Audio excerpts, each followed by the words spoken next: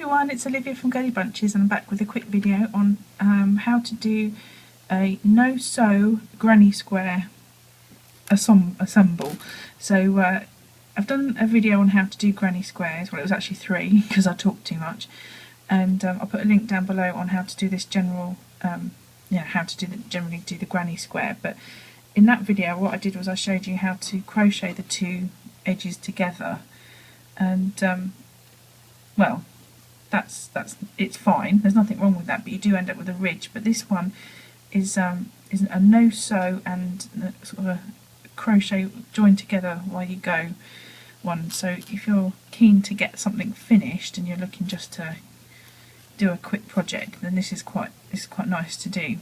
So you don't end up with a big pile of squares to join together at the end, which quite frankly can be quite daunting and depressing if you've if you're not a big fan of sewing in ends or sewing things together. Then this is definitely an option for you. So this is also a combination of joining a motif together, which I've also done a video on and I'll put a link to down below. So this is a combination of the 2 things, but as this is quite a popular technique at the moment, I thought I would just do a quick video and show you how that's done. Okay, so the differences between the squares that I did in the previous videos and this is that instead of having just 2 chain spaces on the corner, I've actually got 3 here, and I've also put a chain space in between the groups. And I don't normally do that, but if you're consistent and do it all the way round, then it shouldn't be too loose or flappy. But you do need an extra stitch here in order to join the 2 together, and that will become apparent when I get going and stop rambling. So I'll do that now.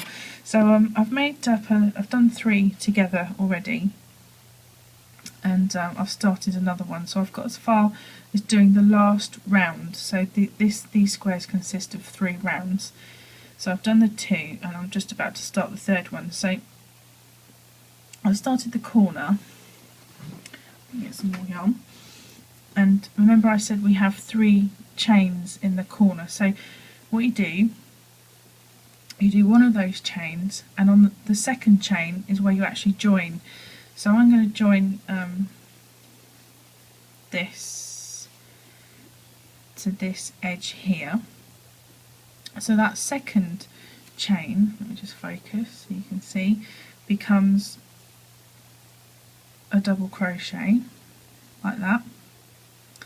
Then you do your 3rd chain, and then you do your group of 3 trebles into that same corner.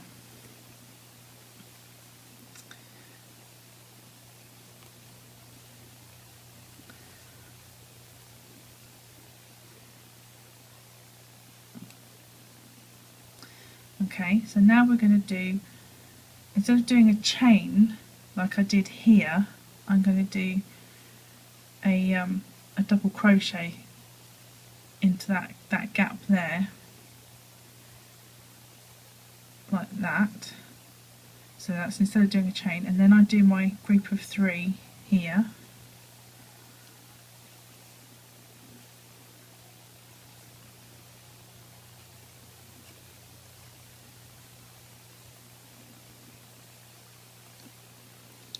So instead of doing my chain now, what I'm going to do is put the hook through the pink side, this pink bit here, and do my double crochet, which replaces the single chain, and then I do my group of 3 in the next space.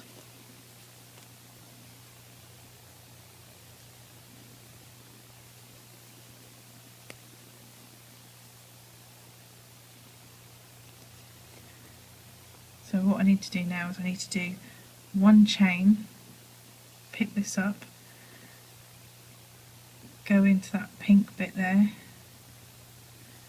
do the double crochet, do the chain, and then do my 3 trebles.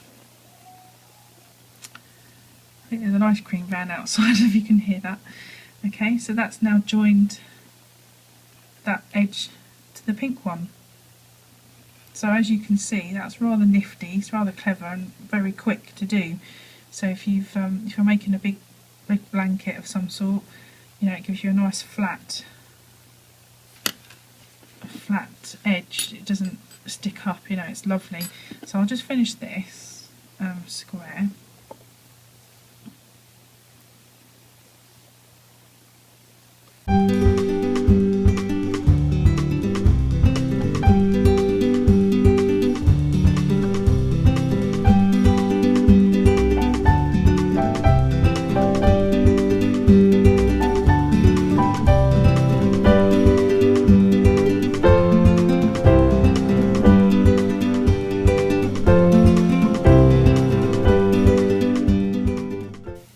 Okay, so there you go. You can see that I've now attached that that square to the others, and I'm just going to do another one now. I'm going to do a pink one here, and that will show attaching to two edges. Sorry about my squeaky chair. Okay, so I thought I'd just show you, just in case you were wondering how I do the granny square in one colour. Because you finish up here, all I do is I just do a couple of slip stitches. So I slip stitch into the top like that, and then the top of the next one, and then into the space, and then I start doing my chain 3, and then the other 2 trebles to make the group. So I thought I'd just show you that, just in case you didn't know how I'd done that. Okay, so again we need to do one chain, and our second chain becomes a double crochet. And I didn't mention before, but you have to put them sort of wrong side to wrong side like that, and then you put the hook through the corner, and then you just do the double crochet, and then I do the chain. So that's now the 3 chains. Excuse me. And then I just do the other group of trebles into the same corner space,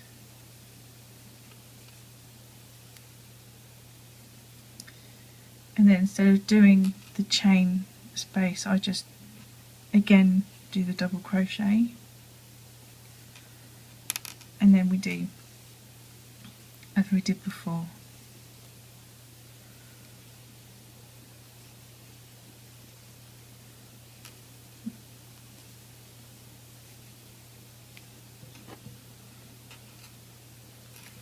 So I think I need more yarn. There we go. And then again,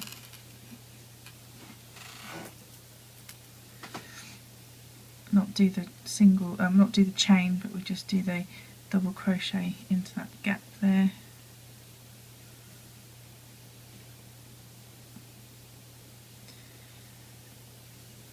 And then start doing our groups again.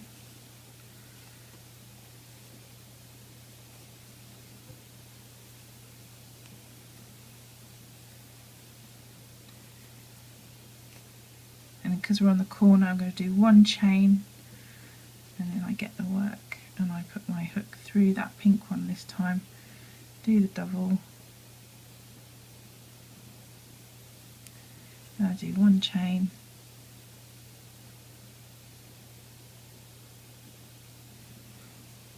do the other group here on that corner,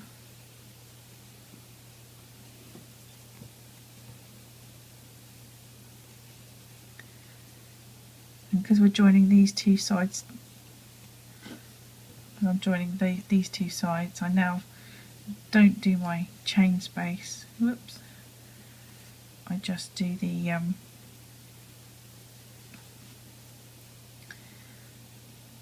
the double crochet here,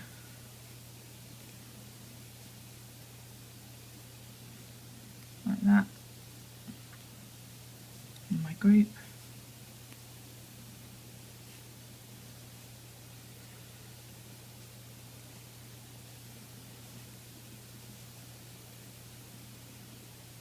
And again through here.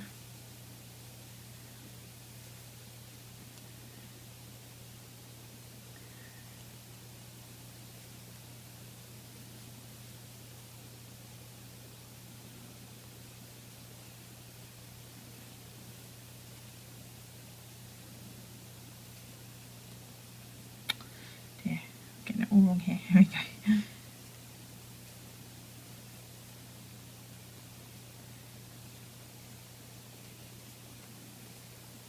And then because this is the corner, I do one chain, and then I get the work. Where is it? I put it through here, doing the double crochet, then I do the chain, and then I just finish off as normal.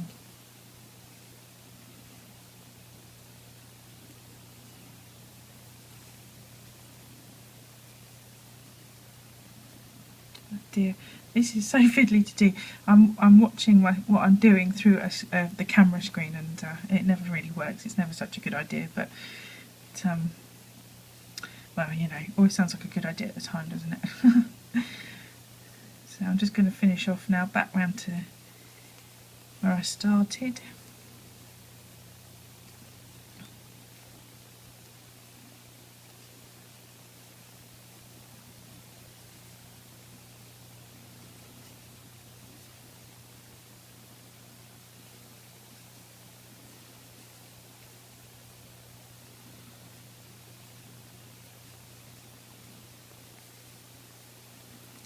And because this one isn't joining anything, I'm just going to do the 3 chains.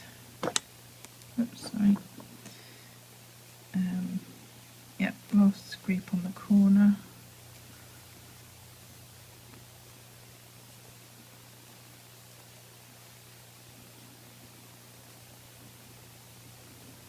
And I'm going to do our last group here.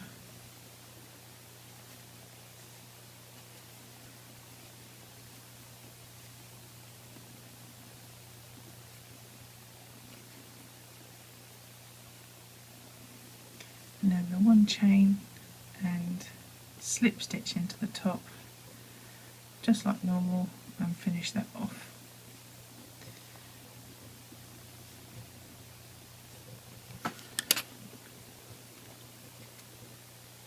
I probably won't. Now I'm going to look at what I'm doing there. I nearly don't want to lose a digit, do I? Not on my pretty crochet anyway. Okay, so there you go. There is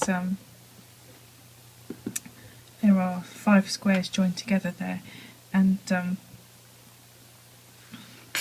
hope you agree that, you know, it seems to be much quicker. And of course, you don't just have to do 3 rounds; you can do obviously more, and do whatever you like. And I'm just going to grab a scarf that I've made using this this technique. So back in a moment.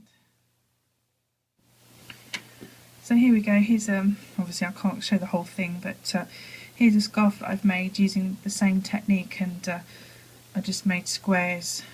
You can see where I've joined them in that same method. Then I just move the camera a bit. If I lift it up a bit, you can see what I mean. Yeah, so I did the squares, and then I just did an outside edge to bring it all together. So yeah, very simple, and that was a very quick. This scarf. Oops. Oh dear, blooper reel. This scarf took me, well, a day, if that, to do. It was a really quick project and really lovely, and been very useful because we're having very unseasonably cold weather in England, so I was hoping not to be wearing scarves, seeing as it's now June, but well, the sun's out today, but it's still not hot. It's still not hot by any means, but yes, that's just England. So yes, there's the no-sew joining method, same as the motif video that I've done, but this time I've used granny squares. So if you give me a thumbs up, that would be great. I would really appreciate that. Again, if you've got any requests, do drop me a line. I'll put all the details down below on how to do that. And yeah, I'll be back soon with some more videos. Thank you very much for watching, and subscribe for details of when I send out a new video. And yeah, take care. See you soon. Bye.